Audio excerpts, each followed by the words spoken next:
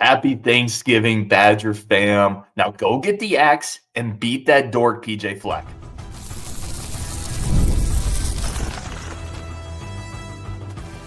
You are Locked On Badgers, your daily podcast on the Wisconsin Badgers.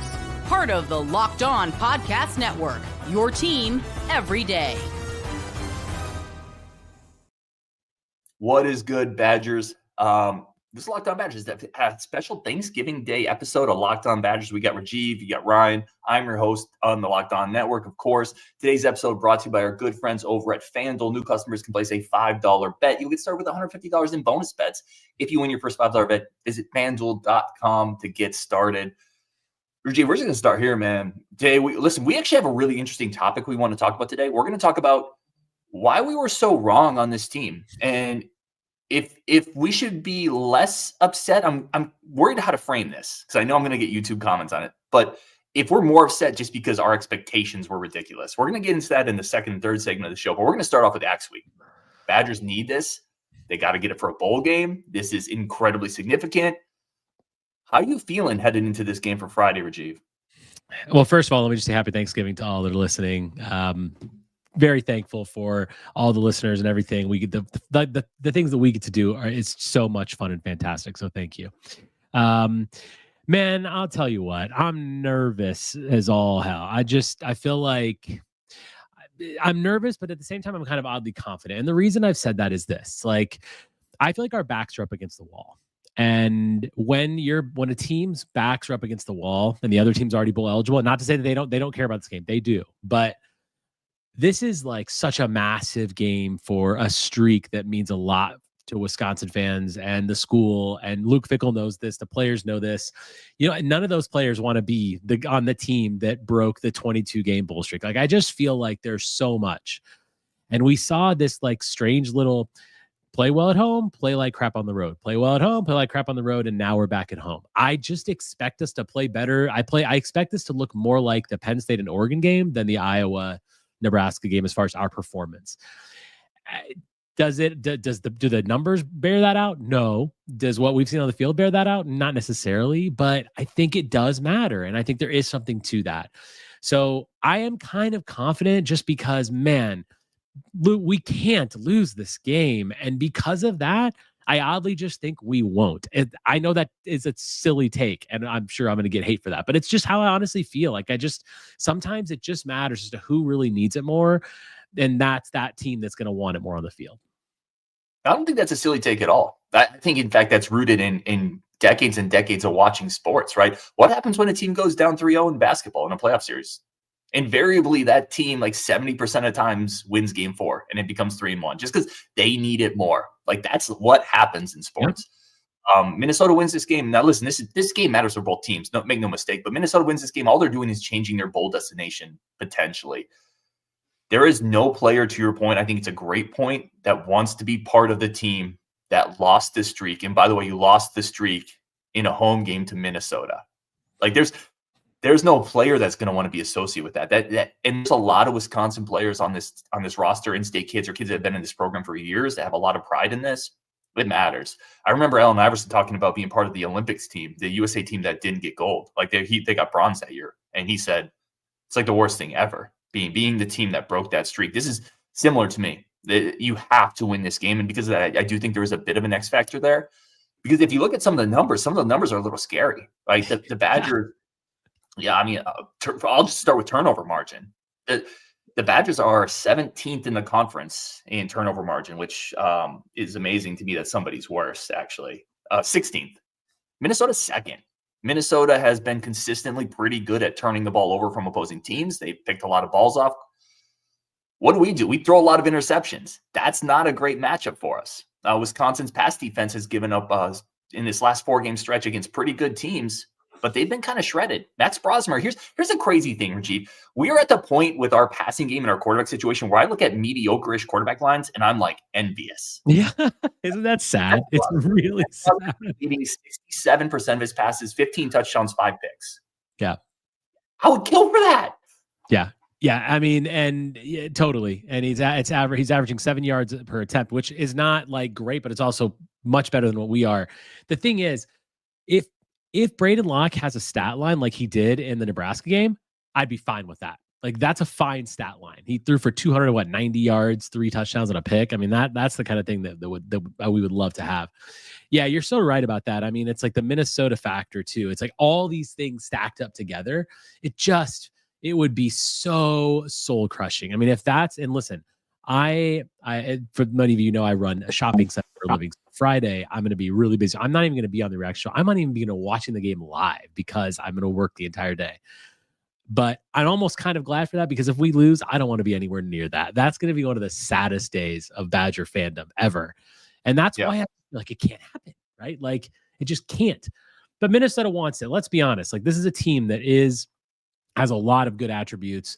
We've dogged them all year, but they are on paper, they are better than us. That's just the fact of the matter. That's what we've seen, who's played better, who's performed better throughout the year. Now they did go to Rutgers and get beat, a team that we obviously smashed, but they've got a lot of things going for them, and the Axe means a lot to them too. Just as much as it means to us, it means to them. And they want to take it back in Camp Randall. And think about their perspective. They want to be on that team that beat Wisconsin, got the Axe in Camp Randall, and ended a 22-game bowl streak. Like think about that. So there's that side of the coin too. And yikes, man, it's scary. But I mean, Luke Fickell has to have this, right? Like, because if he doesn't, we know, we talked about how we're believers in him. I did a show with Justin last week about how we believe in him, but the hot seat is really hot if he loses this game. And the pressure that mounts on him in the offseason is super intense. Yeah, these are also two coaches that don't like each other. I can tell you that for a fact. I know some of that's out there, but they do not like each other. So what I cringe, like, first of all, I'm nervous as hell for this game. I am way more nervous for a game with a team that hasn't been very good all year. Like, I cringe at what PJ Fleck is going to do if they win this. Like, he's going to run across the field. He's going to like crowd surf. He's probably going to go chop down a goalpost, right? Like, he's going to rip it from his seniors' hands and go chop. Like, you have to win this game. You have to. And this isn't a great Minnesota team. They're middle tier in a lot of stats. Take care of the ball. God, I will lose it if I see PJ Fleck doing that. You know what? Like, in all the sort of, because we've had a lot of things this year, right? Where former players, former people, part of the program, have put some things out there, have made some comments on social media. Imagine what those comments are like after this game if we lose. Like, that is really ratcheting up the heat on this program. So I got to believe that the seniors on this team, I got to believe that the leaders of this team and Luke Fickell and everybody around them are going to huddle around this and be like, all right, this is what we have to do. This is how we do this. Look at how we played against Oregon. Look how we played against Penn State. Like, we need to replicate that kind of performance. They need to play smart. They need to play conservative, and in the sense, not conservative, but you got to play within yourself. You can't make the mistakes. And if you make mistakes, this team is going to beat you. And you got to do what you got to do to win the game. Anything it takes to win, they've got to get done. Yeah, and I'll say this too. This is offensive line. You have to play the best game of the year. Wisconsin is 6-0 this year when they are 5-0. Sorry, when they've run for 171 yards. 5-0 when they've run for 100. What's the record when they don't do that? They don't win. Like, you have to run the ball. And Minnesota's rush defense is middle of the pack in the Big Ten. They are not great. Although they did a good job against Penn State last weekend. They did a nice job controlling Singleton and that Penn State team, but this is an offensive line game. You have to run the ball. I do want to throw this comment. Due North Badger 715. Again, the 715 is where it's at. Cumberland, the greatest small town in Wisconsin. He says, about to go to bed. Sal Ryan was going to go live in 3 minutes. Pour whiskey and prepare to hear my sadness. Let us know what type of whiskey you're drinking, man. I am not a hard liquor guy, but Rajiv could probably tell you if it's good or bad there. We're going to take a quick break. I got a bunch of comments we want to put up. I do want to throw a couple in here while we're on this topic. Dominic's going to be at the game. Good, man. That is a rough environment. So, hell yeah, Dominic. Benson says Camp Randall needs to be rocking Friday. I'm just here to tell you it won't be. I wish it would be. Reggie, there's no way that place is a loud environment, I don't think. I mean, I disagree. I don't know. I think it will be. I think this game matters, man. I know it's going to be really cold. I get it, but I do think like this is going to be it's going to be a good Midwestern battle, and it's going to be like it's still going to be pumped up. It's the Axe game, man. Okay, I hope so. I feel like the timing of it, the lackluster performance of the team, the weather. I hope so, because it'll only help the Badgers. All right, we're going to take a quick second for our friends of the show. We're going to come back and talk about why Rajiv and I were so wrong on this team. And if we were wrong to be so wrong, that's coming up next on Locked On Badgers. But first, a quick break for our friends of the show over at FanDuel. Again, the number one partner we've had in the sportsbook market. They've been a partner with us for a long time. New bets, if you bet a $5 bet and you win it, you get a guaranteed $150 bets in bonus bets if you win. FanDuel is the official sportsbook of the NFL and the Locked On Podcast Network. Rajiv, what is this line telling you about this game this weekend? Yeah, it's really interesting, actually, right? The line kind of says to bet Wisconsin, actually, because the obvious bet is take Minnesota. They are the better team. You look at any of the numbers, and the fact that we're like 2-point favorites at home, that really that kind of baits you to bet Minnesota. And when you see that, kind of go the other way. Now the money is coming in right in the middle. It's 49% to Wisconsin on money. Bets are a little bit higher to Wisconsin, but I think the line does kind of say to bet Wisconsin because the obvious bet is to take the team that is better, even though it's a road game. That hurts you to say, doesn't it? The team that is better is right now the Gophers, and they are. It's reality. It is. That hurts to say it. But again, that's over at FanDuel.com. Go to FanDuel.com today. Do it responsibly. The official sportsbook of the Locked On Podcast Network. All right, let's jump back to this. This is a topic I threw to Rajiv, and I'm very just kind of curious to talk it big picture. Before the year, we do prediction shows. We did ceiling, we did floor, we did record predictions. Rajiv and I both said 8-4. That was our ceilings were a little different. I think our floors are actually pretty similar, but we both predicted an 8-4 record. There's no listen. That's not happening. We may get 6 wins.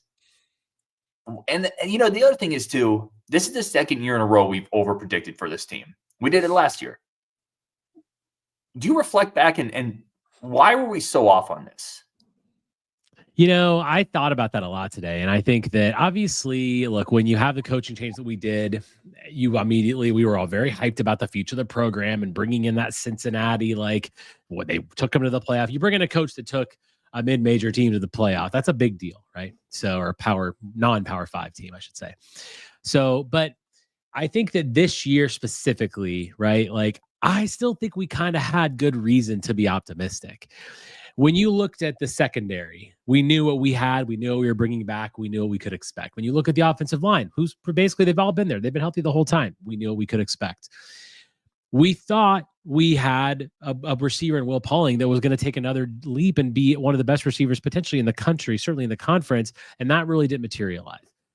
I think that there were positions, and we had Tyler Van Dyke. For the second year in a row, we've had, now this was season-ending injury. I think had Tyler Van Dyke been there the whole year, I'm not saying we would have been an amazing team, but we would have been better than this. I think we are already bowl eligible. I think we probably are looking at 7 or 8 wins with Tyler Van Dyke. I really believe that because we've seen the performance that Braden Locke has put in at times. So because of that, I don't think we were so wrong to be looking at an 8-win season when we've had our starting quarterback go down in game 3. That to me is number one. And we have had some underperforming players, even the secondary. Ricardo Hallman, he doesn't have a pick yet, does he? That's something that we didn't expect. So while yes, we were too optimistic, and yes, we thought our team was going to be great, I do really think that there were actual legitimate reasons to have the record prediction we did. Because like you, I thought a lot about this. There's 2 things I think I am learning from this that I have been wrong on. And again, I think it's important that you own your accountability, good and bad, right? And I'm never going to let go of the good ones, so I got to own the bad ones too. I think it's important that we realize the portal is much more hit or miss than we were giving it credit for. Yeah. I think for 2 years in a row, we've looked at the first year as the receivers, and we got really excited about, we did shows about not the best receiver room ever, but one of the deepest, and right, Darian Varner. Look at that guy going to come in and had 6 sacks at Temple. I put him on a milk carton. Nobody could find Darian Varner. This year was the linebackers. You brought in 5 linebackers. And this is maybe the worst defense at causing havoc in the Power 4 level across any conference. That comes from linebackers. So I think that's something I'm taking forward. It's not to not get excited about transfers. You're going to get some guys in that hit. Be excited about when they come in. You're going to fill holes for the portal. I'm not shifting all the way to it doesn't matter, because it obviously matters. Elijah Hills, Will Pauling, right? It obviously matters. But I think we need to be, or I need to be more realistic about the impact bringing in groups of transfers are going to be. That's one of the big things I'm taking from the last 2 off seasons. Yeah, the linebackers for sure. We were very, very wrong about that because we talked about this, the strengths of our team, right? Offensive line, secondary, and linebackers. And we actually did a show, Ryan, where we talked about, we ranked the units, and I might have had outside linebackers at 1. I mean, it was, I don't remember if it was 1, but it was close. It was up there. Me too. And we also had no real reason to think that. We hadn't seen any of those guys play in the Big Ten. Like we had Daryl Peterson, who we already knew from the year before, and we didn't like what his performance was. So like, I think there's fair, like it's very fair. We were very wrong about that particular position group. And yeah, the transfer portal. I mean, let's just exclude basketball and John Tonje because best transfer in history, it looks like. But I think that like. Yeah, the transfer portal is, we want so badly to feel like, oh, we're going to have this great new unit. There's so much speed. There's so much athleticism. But the Big Ten is a different kind of conference. And if you're not going to have that kind of experience, you're not going to necessarily be able to see that kind of impact, which I have grossly overstated in my time. Look, same. Listen, you go back to the previous shows, I thought Pius was going to be a 7-8 sack guy. I thought I really did. I thought the duels would translate. And I think we got to realize it's not that simple in the portal, right? It's not Legos. You're not plugging a brick into a hole and it fits perfectly. And maybe that's obvious to some people, but I think we're still kind of learning what this looks like in this era of college football. The other one that I've really come to realize is you have to do better at quarterback. And I want to frame that in the sense of in our shift, right? You didn't need to do that as much. I think in the previous versions of Wisconsin, the Paul Chris versions where our offensive line was better, you had a Jonathan Taylor, you had that type of running game, we could have got by with the type of quarterbacks we've been getting, right? But now that we've shifted, now that we've pushed to an offense that you need to throw the ball more, the quarterback recruiting has to get so much better, right? And for the last couple of years, we have not fixed that position. So until we go into an offseason where I'm going to feel really good about the quarterback spot, I'm going to be tempered from now on. And there's no real reason we should have been super excited about Tyler Van Dyke. I mean, really, we like the tools, but you go to a Miami message board and they're like, yeah, good luck with that. And I know he got hurt. And I know for a drive in Alabama, he was looking better. The previous 2 weeks, our offense did not look that great, right? Tyler Van Dyke was not pushing the ball down the field like we had thought he would. I don't think he fixes it. Is he better than Locke? Yes, because Locke is statistically the 17th best quarterback in the Big Ten. But we're better by maybe a game, is my point. Yeah. The other thing that I would say that I'm wrong on is I feel like we need to, you got to just know what you have, and it is what it is. And after seeing one season of Longo's offense, it was never going to get that much better. Like every game I was like, oh man, this is going to be the game that Longo's offense is going to take off. And then to be fair, the 3-game stretch in the middle of the year when we actually played well against crap teams, it did look better. And it was, but yet I kept believing that it was going to be right. When something doesn't work for a large, swath of games, 6, 10, 12 games, like it's not going to work after 25. It's not going to work after 30. And I was way too high on the jump that I assumed Longo's offense was going to make this year. Yeah, I think so too. Any other thoughts on this? Because the next segment is interesting as well. We're going to talk a little bit about if we beat Minnesota and the season becomes 6-6, Vegas had the line at 7 or 7.5 at the beginning of the year. Is the season really as catastrophic as I think Badger fans have made it out to be? So that's kind of the next segment. But anything else you kind of want to focus on? I'll throw this out there, and then I'll kick it to you. Before the year, we have all these takes, right? And I think this is indicative of how off we were on some of these. And again, I love having Rajiv on here because Rajiv is very humble, and like a lot of people don't like owning. And Rajiv gets a ton of stuff right too. Like a lot of people don't like owning their bad stuff. That's one of the reasons I love this dude over here. He's really a good human being. And we got most of our individual takes wrong. And we were going through it. I thought Chaney would be good. I thought the receivers, Tretch, Tyree, this offense, like. What else are you taking from this? Because we were just off on a lot. we were so to be fair, we had a phone conversation today, and we were like, Ryan's like, can you think of a take you got right? And I was like, well, Bryson Green had a pretty decent season, so I kind of was right about that. My Lord, like we're stretching. We're really stretching for something that worked. That was like, yeah, it was about what he thought it was be. Now, It's been a little bit out of the last few weeks, but I think Preston Zachman did have a pretty good year overall, which I was high on Zachman the whole time. Now, the last couple weeks excluded, the missed tackling in the last game was bad, but for the most part, I think he's had a pretty decent season. But yeah, you're kind of hunting for things that you were right on, because at the bottom line, that's part of being a fan, though. Like, that's the thing about these, this podcast, right? It's like, we're fans first. That's what we are. And fans are always, especially me, I'm an optimistic fan. Everybody knows this about me. I'm always going to be, no matter how long I'm on this show, at any show, I'm going to always be optimistic. And that's the part of that those rose-colored glasses that we wear. And it's like, we want to believe, because we live this stuff. Like, there's no joy better than seeing the Badgers like do what they do, and it's so much fun, and we love it, and that's why we live for it, right? And so you got to believe that's going to happen, and yeah, oftentimes it leads to bad takes. Well, I'll say this: I was pretty dead on with the defensive line not being up to snuff. I don't know if that went out on a limb there, though. And will say this: basketball takes are going to shine a little brighter on our side than maybe some others. Yes, so that's coming as well. All right, let's take a quick break here. Again, we're getting our slice of humble pie right before Thanksgiving, but ultimately, someone put it in here, 19th Warrior. Ultimately, it's all about get the axe. Oh, sorry, go ahead. Sorry, this is a good comment. Rajiv's the perfect sounding board for us negative Badger fans. We can charge to his doorstep as an angry mob, and he fends us off with his optimism. Due North Badgers 715. Great comment. Yeah, always. I'm just always gonna do it because, hey, that's who I am. All right, let's take a break there. Come back with talk something like, if you beat Minnesota, is this season as catastrophically bad as I think some people make it out to be? And we haven't actually talked about this, what our take on this is. So I'm interested in Rajiv's take on that, plus yours in the comments that's coming up next on Locked On Badgers. Welcome back to Locked On Badgers, Thanksgiving Day edition. Once again, have an incredible holidays. Like, enjoy with the family, enjoy with yourself, eat well, be merry, be safe. Whatever you're doing, have a great time. Absolutely. I'm going to let you lead this one off, Rajiv. So here, and put in the comments, let us know too. So before the season, what was the Vegas line on the team? Was it 7 or 7.5? 6.5. Was it 6.5? Okay. So if we beat Minnesota, we finished at 6 wins. Granted, there's some bad losses in there. Agreed.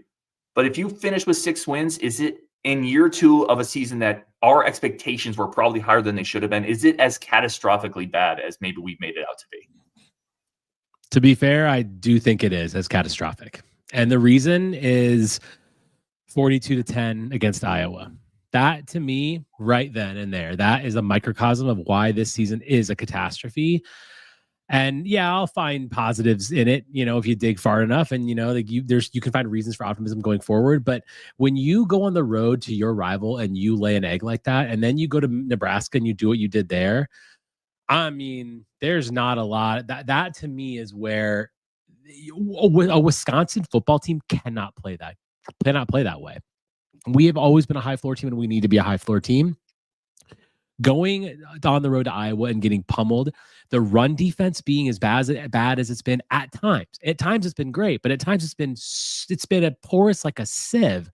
That to me isn't Wisconsin football, and that to me is a catastrophe. So I'm always going to look back at this season with a lot of disdain and disappointment, because we did things this year that this program hasn't done since I've been a fan since 1999. And to me, that's unacceptable, and I don't want to ever see it again.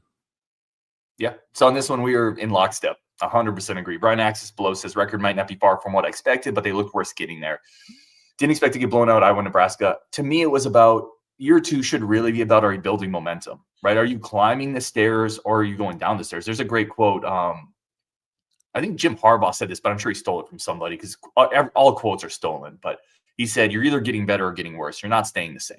And this season, it felt like we got worse. And maybe that's the level of competition has stepped up, obviously.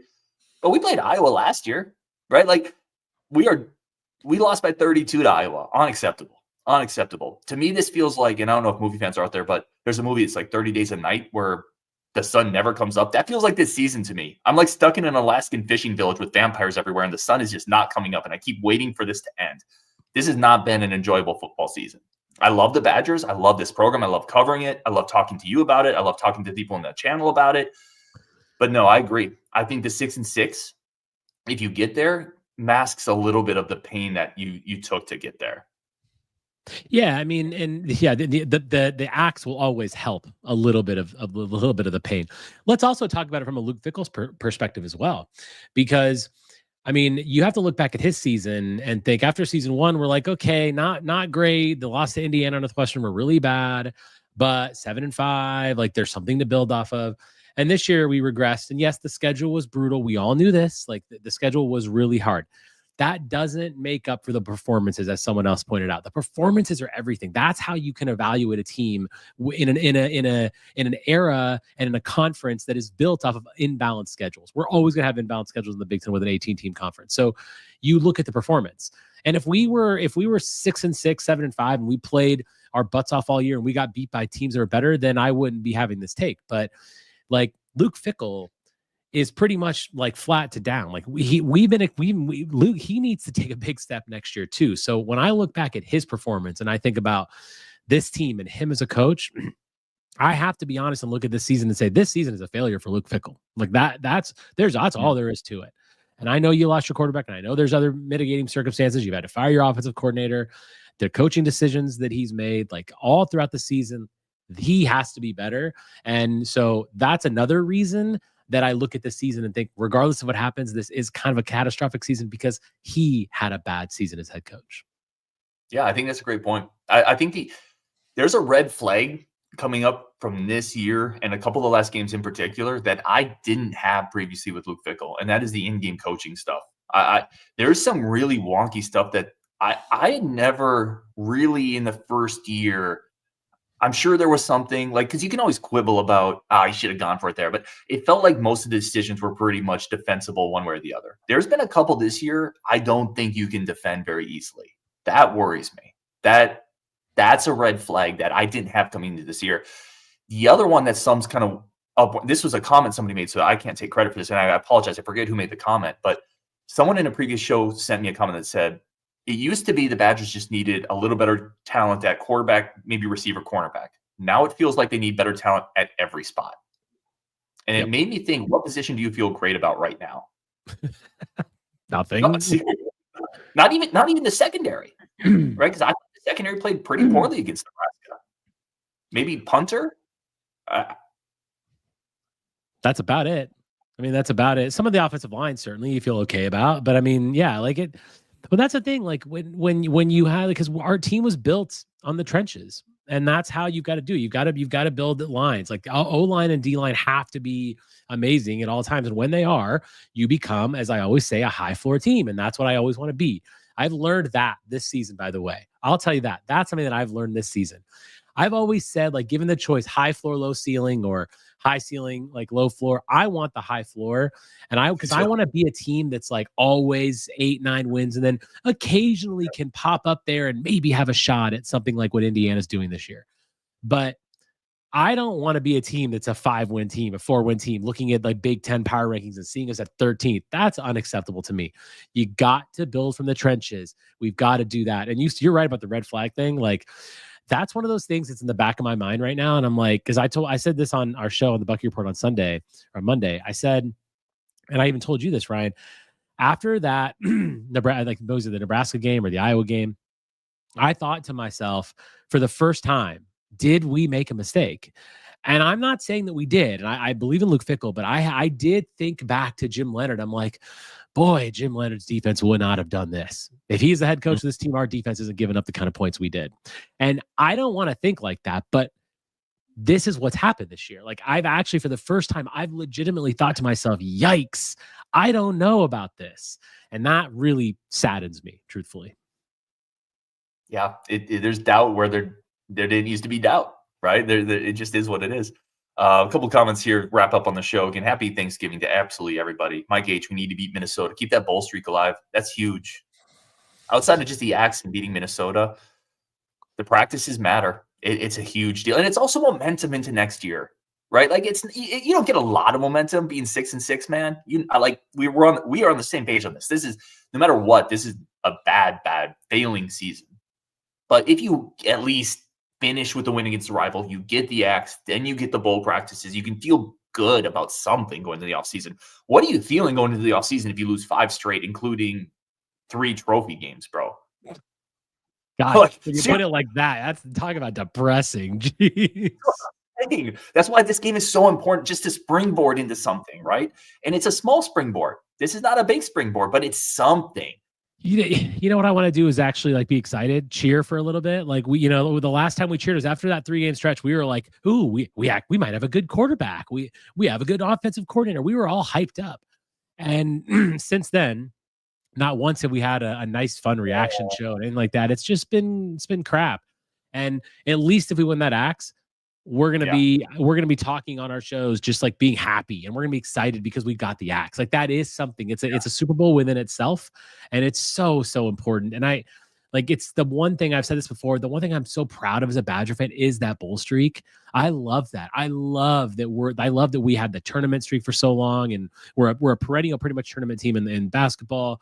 We're a perennial bowl team in football. That means something to me, and I will be really, really pissed if we don't get it. Yeah. Agreed. Mike H, I just want to throw this out there because I get several questions on this. Ryan, well, how come you never come on the Locked On Big Ten show? It's a tough window for me. I have a late work meeting on that day that it's scheduled. There's no internal strife. They haven't officially kicked me off of that island, even though they're probably on the verge of doing it. But that's all it is. It's just a tough scheduling thing for me. I want to throw this comment up here. Michael, I almost want a loss against Minnesota. Stop right there. I understand if you want change, and I understand that might be the impetus to creating change. No. Under no circumstances. I mean, to be fair, obviously I agree with you. No, but I understand the sentiment for sure. Because I've seen this take before. I've seen this take. People were like, you know what? We need to just end this. We need to just stop it right now. Stop the bleeding. Start fresh. Before it gets too far, before it gets more than 2 or 3 years down the road, stop it now and let's just start again. If that's the take you have, that means you have no belief in Fickle, which is a fine, fair take. I totally understand if people have that. I don't agree with it, but I understand if that's your take. So I can see the sentiment, but rooting against us against Minnesota, no. That's never good. But I mean, I understand that people just want him out. So I can agree with that. And this is always a show where you and I agree on this. This has always been one of the core tenets. We never tell people how to think. Fan your own way, opinion your own way, keep respectful, which Mike does. Mike has a lot of clash takes with me. He disagrees with me a lot, but he always keeps it respectful. So it's all good. It's all love. You can't root for a loss to Minnesota. I agree. Yeah. I'm not even saying that's exactly what he's saying. I get the sentiment, like you said, but I will never be in that point, no matter how much I want the coach out, because I don't want for the next 10 years for Minnesota to have the banner of we killed your program's coach. It's got to be somebody else. I'm sorry. Yeah, I do think there are definitely people, not to switch gears, but there are definitely people that are wanting, I think, Greg Gard to fail because they're ready for him to be pushed out. So I get that. I'll never be that guy, but I do understand it. Yeah. Last thought here. Any final thoughts? We're at 32 minutes, so we're gonna wrap and get everybody out. Obviously Thanksgiving tomorrow. Final thoughts on this weekend, Minnesota. Thanksgiving. I mean, first and foremost, we have to get the axe, please. Just do it. Just get it. Nothing else will be acceptable. I just want to switch it back to Thanksgiving. Happy Thanksgiving to everybody. I'm so thankful to you, Ryan, everything you do for Badger community, setting up the Discord, doing a show 5 days a week. I know that all of you listening see this stuff, but we also see the backside of the things that he does. You do a ton. So thanks to you for everything that you do for the Badger community. It's really something special, and we're very lucky to have you. So thank you. I'm not comfortable with compliments. We must shift. I know, but I'm doing it anyway because it's Thanksgiving. It's very appreciated. Thank you. And one of my favorite things has been obviously getting to know you. Justin's incredible. The community's incredible. That's really what it's all about. So on Wisconsin, get the axe. Got to do it. Have a great Thanksgiving. We'll wrap there. Definitely talk again tomorrow in the next couple of days. Let's go.